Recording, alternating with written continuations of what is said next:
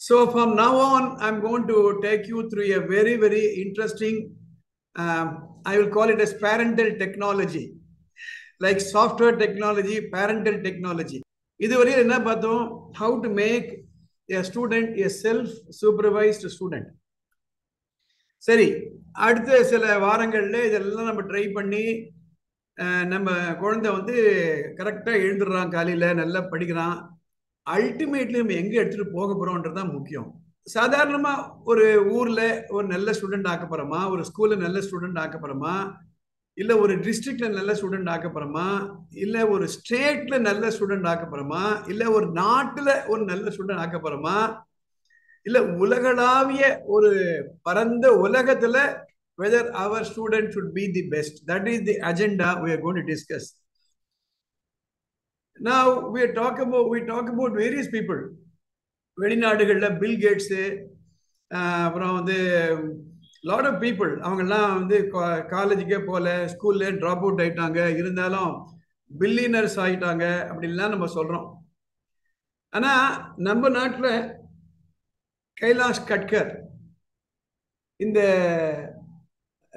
This person, நான் என்னுடைய last months வானமே இல்லையில இவரை பற்றிய ஒரு கவர் பேஜ் எடுத்திருக்கேன். என்ன பெரிய விஷயம், எதனால இவரை நான் ஒரு மாடலாக வச்சிருக்கேன் அப்படின்னு கேட்டிங்களேன்னா, இவர் 9th ஸ்டாண்டர்ட் ட்ராப் அவுட் மகாராஷ்டிராவில். ஆனால் இன்னைக்கு கிட்டத்தட்ட 12,000 crores வியாபாரத்துக்கு இவர் அதிபதி. ஸோ 12,000 கோடி வியாபாரத்துக்கு இவர் இன்னைக்கு அதிபதி. ஆனால் 9th standard school drop out, அவர் படிப்பு வரல. அவங்க அப்பா வந்து அவரை ஏதோ ஒரு கடையில் வேலைக்கு அனுப்புறாரு 400 ரூபாய் சம்பளத்தில். அதுல இருந்து அவரு முன்னுக்கு வராரு.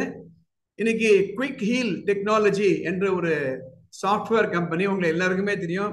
கம்ப்யூட்டர் யூஸ் பண்ணீங்களா, குவிக் ஹீல் ஒரு ஆன்டி வைரஸ் சாஃப்ட்வேர் இருக்கு. அன்னு முதலாளி, உலக அளவுல அவர் பெரிய ஆளு. அப்போ உலக அளவுல நம்ம குழந்தைகளை முன்னுக்கு கொண்டு வரணும் அப்படின்னா முடியுமா முடியாதான்ற கேள்விக்கு தான் நம்ம இன்னைக்கு பதில் சொல்ல போறோம். நம்ம இன்னைக்கு பிரக்ஞானந்தா பத்தி பேசுறோம், கார்ல்சன் பத்தி பேசுறோம், விஸ்வநாதன் பத்தி பேசுறோம், முன்னால வந்து டெண்டுல்கரை பத்தி பேசுறோம், ஏஆர் ரஹ்மானை பத்தி பேசுறோம். ஆனா ஒவ்வொருத்தர் வீட்லயும் ஒவ்வொரு குழந்தைக்குள்ளயும் ஒரு ஏஆர் ரஹ்மான் இருக்காரு, ஒரு அம்பேத்கர் இருக்காரு, ஒரு மதர் தெரேசா இருக்காங்க, ஒரு விவேகானந்தர் இருக்காரு, ஒரு யூ நேம் அ பர்சன். எப்படி பாலுக்குள்ள மோருக்குள்ள ஒரு வெண்ணையோ, வெண்ணைக்குள்ள ஒரு நெய்யோ இருக்கா பாரு, அந்த குழந்தைக்குள்ள ஒரு பெரிய ஞானி, பெரிய ஒரு எக்ஸ்பர்ட் ஒழிஞ்சிட்டு இருக்காரு. Please understand this. அது எப்படி செய்ய போறோம்ன்றது தான் இப்ப நம்ம பேச போறோம். முதல்ல ஒரு 10 minutes பத்தி பேசுறோம். இதனுடைய எபிசோட்ஸை நான் தினம் ஃபேஸ்புக்கில் ஏற்றிட்டே வரேன். நெக்ஸ்ட் ஒரு maybe I don't know how many, 5 or 6 episodes minimum இதை நான் ஏற்ற போறேன். Let me share the screen. Now, நான் இதுக்கு கொடுத்த டாபிக் என்ன அப்படின்னா, making of a genius. Making of a genius. நான் இதில் போட்டிருக்கேன் பாருங்க, இந்த கேட்டர்பில்லர்ல இருந்து இந்த பட்டர்ஃப்ளை. டைகர் வுட்ஸ், இவர் வந்து ஒரு பெரிய கோல்ஃப் பிளேயர், வேர்ல்ட் கிளாஸ்.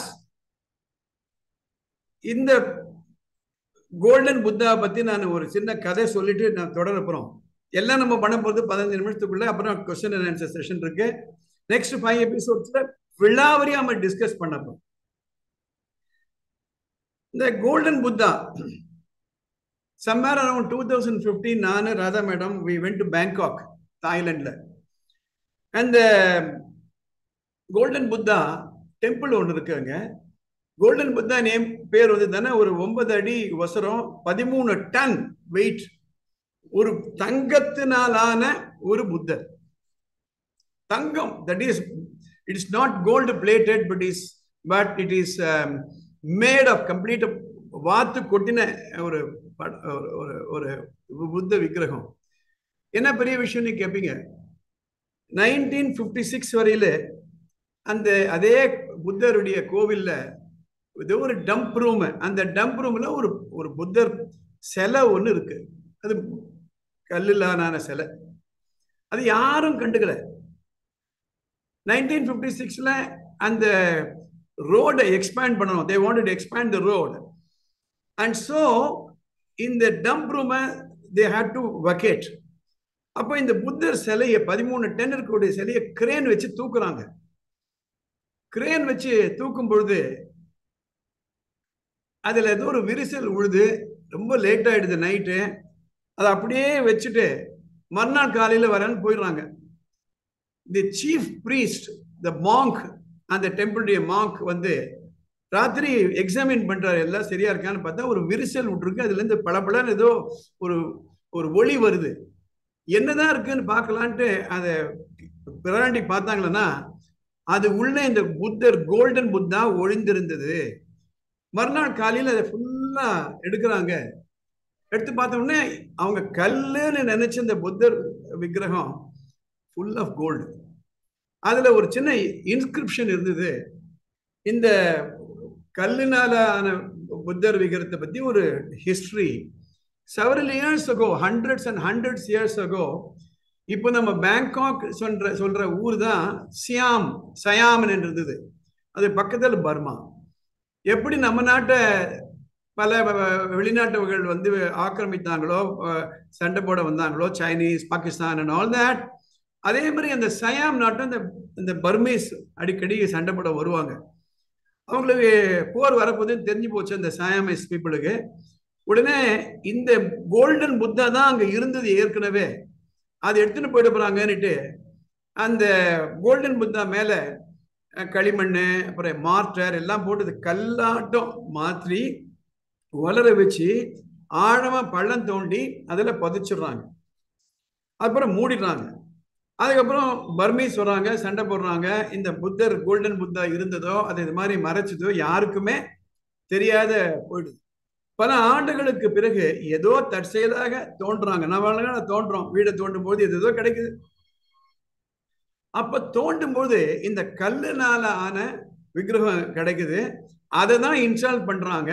1956ல தான் தெரிஞ்சது அந்த கல்லுக்குள்ள இருப்பது ஒரு கோல்டன் புத்தா. இதை வந்து அந்த இடத்துல இன்ஸ்கிரிப்ஷன் எழுதி வச்சிருக்காங்க. இன்னைக்கு கூட நீங்க போனா பார்க்கலாம் பேங்காக்ல. நான் எதுக்காக இந்த எக்ஸாம்பிள் நான் சொல்றேன் அப்படின்னா, இதே கேட்டர்பில்லர் இருந்த ஒரு கேட்டர்பில்லர் எப்படி பட்டாம்பூச்சி ஆச்சோ அதே மாதிரி நம்ம குழந்தைகள்லாம் கூட டைகர் வுட்ஸ், ஏஆர் ரஹ்மானாக ஆக முடியும். சத்தியமா சொல்றேன், இது சத்திய வார்த்தை. அது எப்படி செய்யணும் அப்படின்றத நமக்கு ஒரு கேள்விக்குறி. அப்போ born genius due to divine power, அதாவது ஒரு குழந்தை ஜீனியஸாவே பிறக்குது. நம்ம வந்து பாலமுரளி கிருஷ்ணா, அப்புறம் வீணை காயத்ரி எல்லாம் சொல்லுவோம். அவங்கெல்லாம் வந்து சின்ன வயசுல இருந்தே மேதாவிகளா பிறந்தாங்க. அப்படிதான் பறக்க முடியுமா? இல்ல can they be made genius due to human effort? இப்போ born genius நம்மளுக்கு கண்ட்ரோலே இல்லை, அது கடவுளுடைய சித்தம் அப்படி. ஆனா நம்ம குழந்தை can be made a human genius like that golden Buddha. So நான் என்ன பண்ண போறேன் இன்னைக்கு, டெலிபரேட் பிராக்டிஸ் என்ற டாபிக் பத்தி தான் நம்ம அடுத்த சில எபிசோட்ஸ் நம்ம பார்க்க போறோம். Very very interesting topic. இதனுடைய இந்த டெலிபரேட் பிராக்டிஸ் அப்படின்றது யாருடைய ஒரு காயினிங்னா, ஆண்டர்ஸ் எரிக்சன், டெக்சஸ் யூனிவர்சிட்டியில இன்னைக்கு ஒரு பெரிய ப்ரொஃபஸரா இருக்காரு. Make a note of this book called peak, PEAK, peak. அந்த பீக் என்ற புக்கை நீங்க அனைவரும் வாங்கி படிக்கணும்.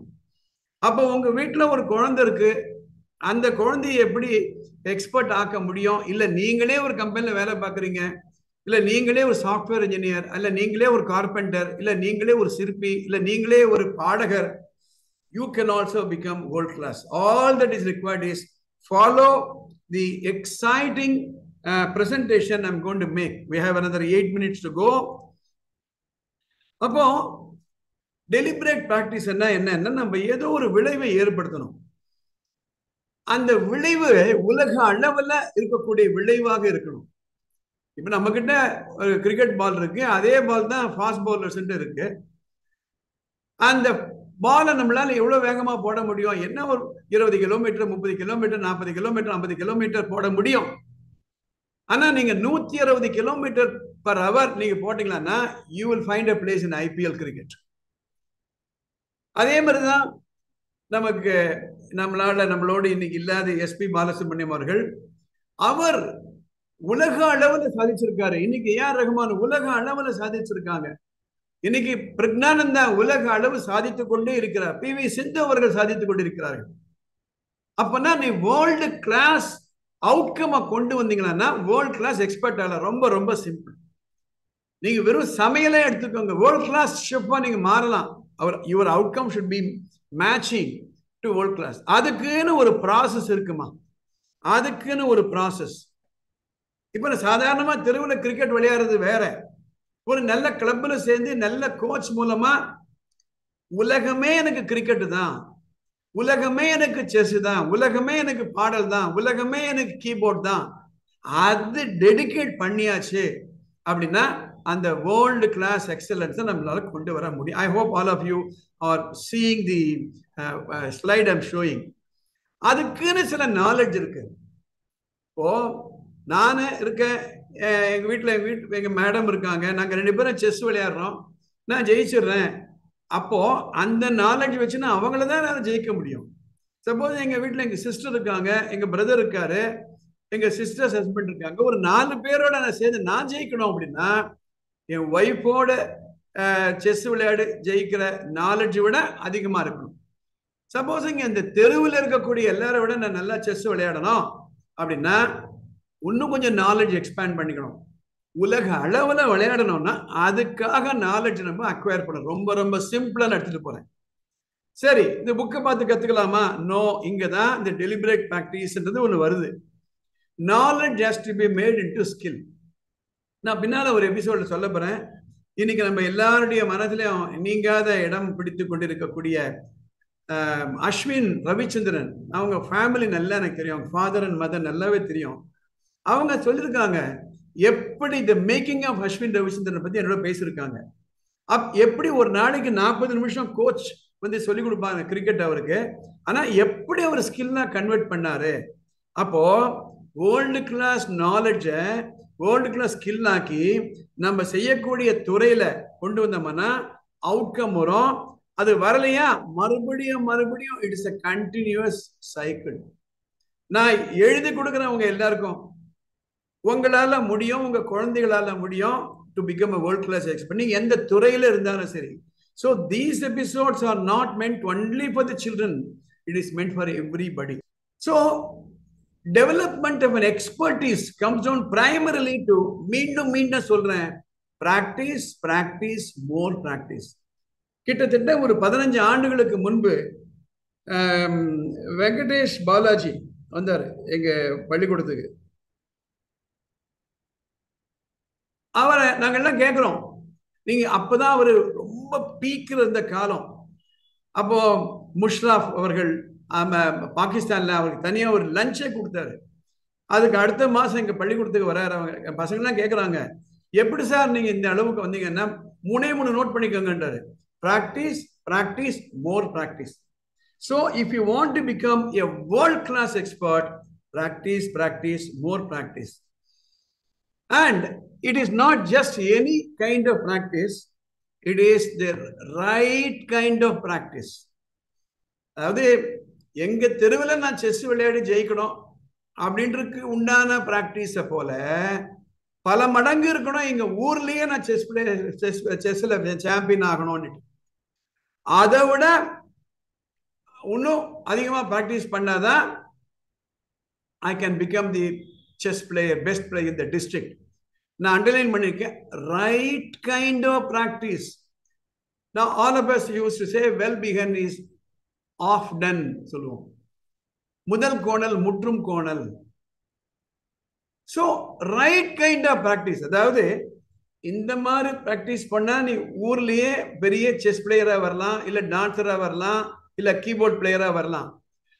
இந்த மாதிரி நீ practice பண்ணியன்னா you can become the best player in the country or in the world. That's what I wanted you to say.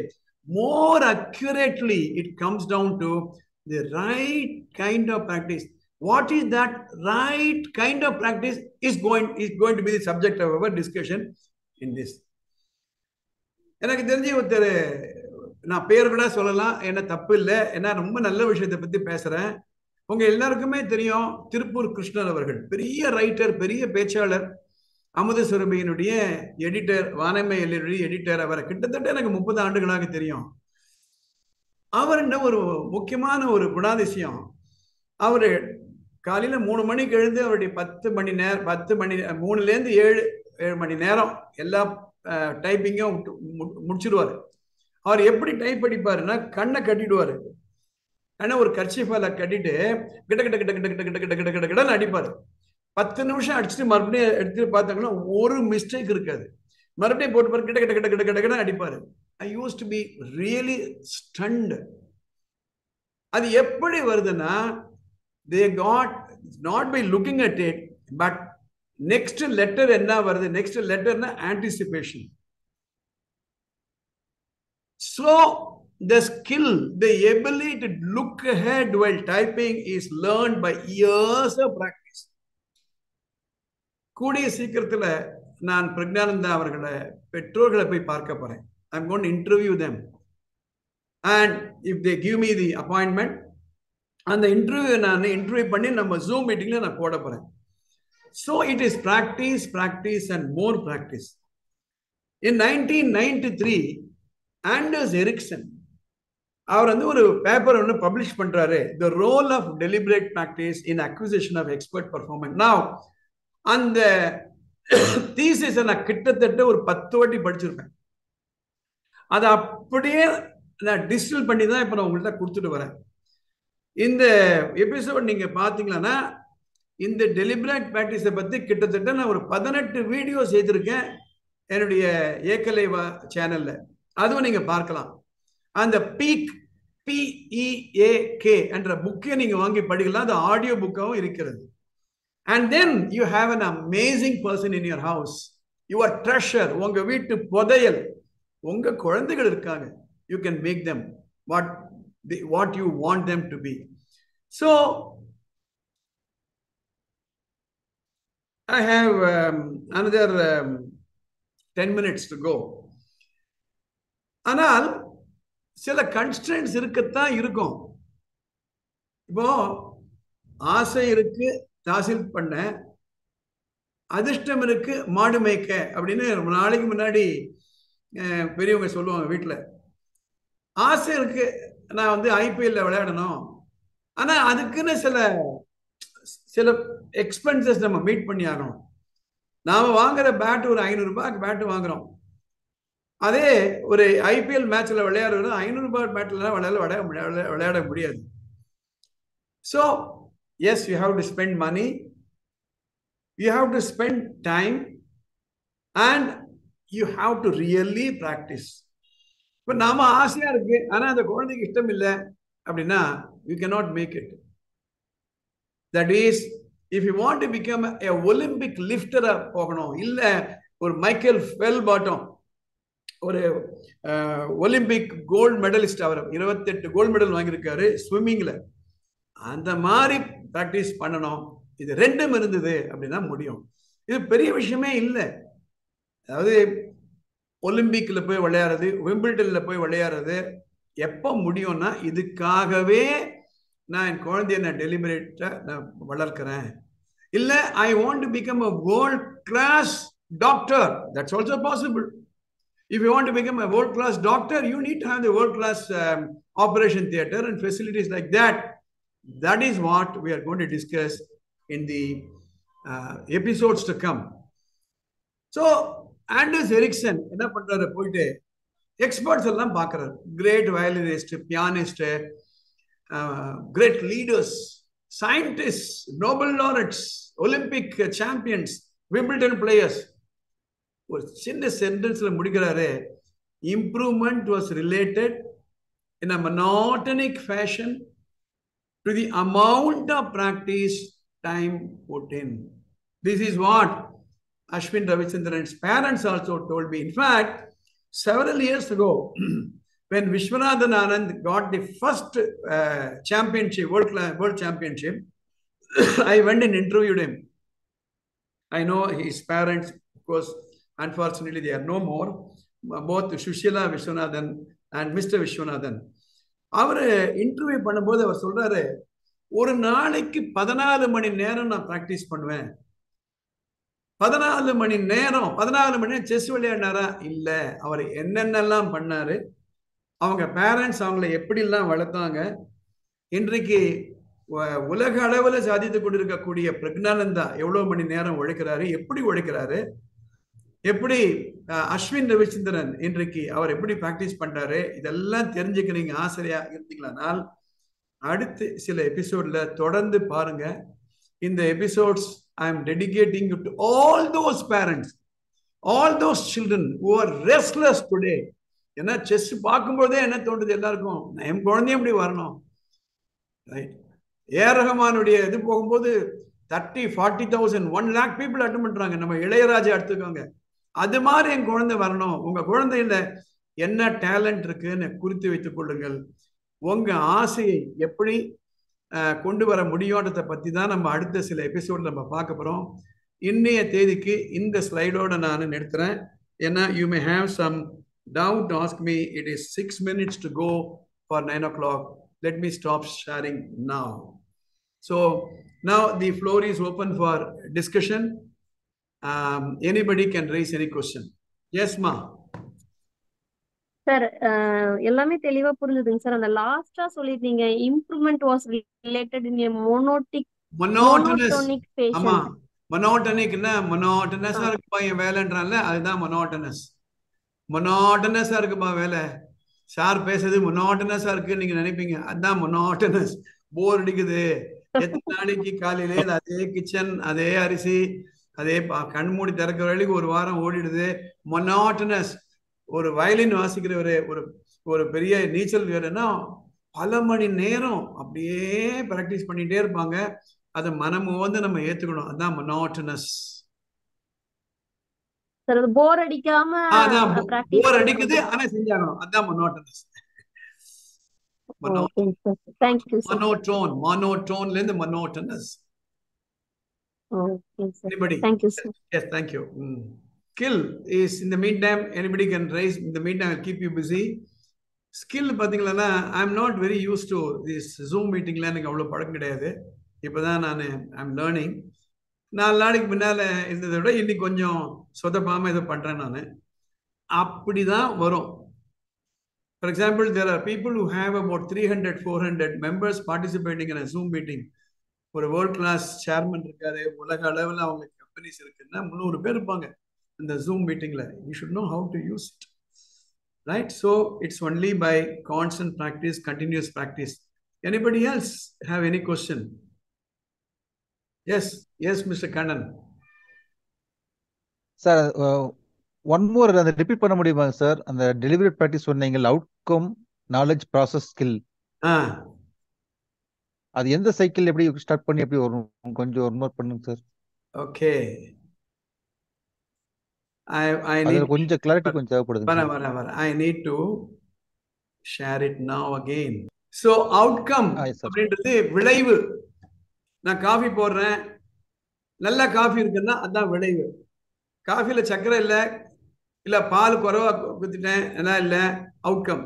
அதுக்கு ப்ராசஸ்ன்றது வழிமுறை. நான் எவ்வளவு டிகாஷன் போடணும், எவ்வளோ டெம்பரேச்சர் தான் நல்லா இருக்கும், எவ்வளோ ரேஷியோ இருக்கணும், பால், சர்க்கரை, டிகாக்ஷன், எந்த இடத்துல நான் காஃபி சீட்ஸ் வாங்கணும், அதான் ப்ராசஸ்.